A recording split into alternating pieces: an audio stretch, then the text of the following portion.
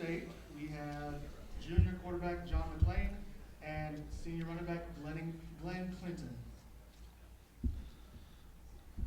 Questions? You guys, looking at your schedule, do you have any games that you've already circled? Any games that stand out? I know that I have one, and that's obviously CSU Pueblo, because this is my fourth year, and the freshman year that I played, the very first year I played was the very first year Chadron started losing to Pueblo, and I've obviously been looking forward to it's game 6 this year, so I have that one circled. Yeah, and with how every team in the RMAC is now, you can't really overlook anybody. So I agree with what Glenn said, but at the same time, you can't just circle one. You got to come ready to go for all of them. You've had such blind faith and rightfully in the left side of your line the last 3+ years, but with Garrett gone, just from an awareness factor, what changes pre-snap and also when you're back to pass, you're running the ball knowing that it's going to be a little bit of a different setup with that left side? Yeah, obviously Gilkey was a great player, and we're going to miss him, but we also have a lot of faith in the guys that are going to replace him, and Coach Long's going to do a great job getting those guys ready to go. And then, we'll just have to come ready to play. Everyone's going to have to step up their game a little bit more to help replace the players that we lost. You guys, an advantage has it been for you to be almost under the radar? The numbers, the stats, they all prove that you're one of the best running backs in the RMAC. It almost seems like people do take you for granted a little bit as you head into this final campaign. Where do you assess your performance and how that perception has changed over time on campus? Well, I'm very proud of what I've done at Chadron State. I'm not known for the explosive long runs that people love to see, the highlight reel.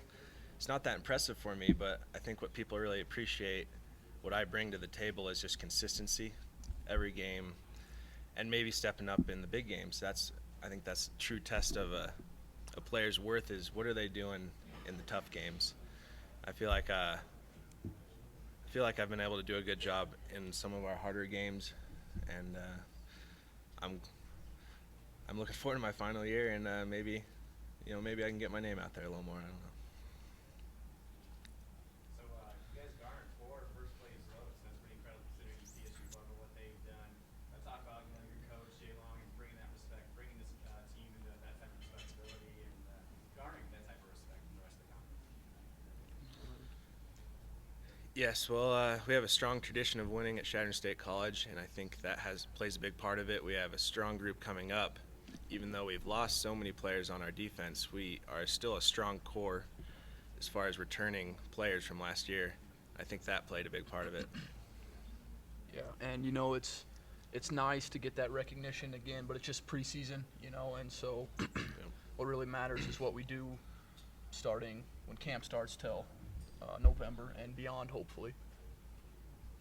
Guys, I know it's not your first game, and you take one game at a time, obviously, but tell us your thoughts about the big game in Arlington, Texas, at AT&T Stadium.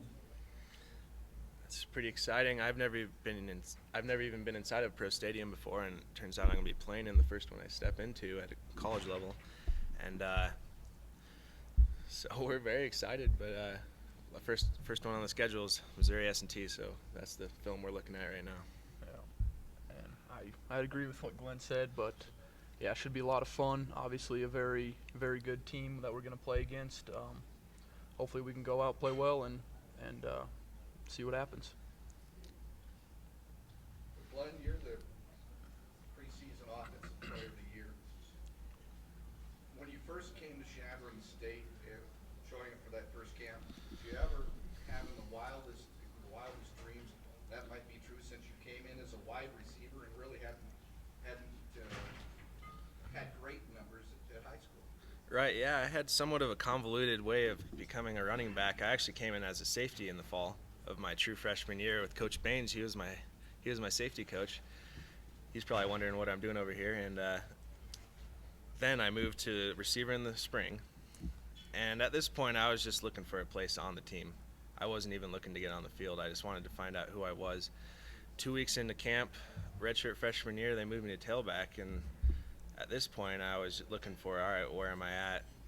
I'm probably a backup for how long? I don't know. And then we had some injuries. A few things happened. I was just thrown out there in the game, and so the answer is no. I never thought I would ever, maybe even not even be a starter at Chadron State when I came in, because I didn't have the great high school career that most college players have.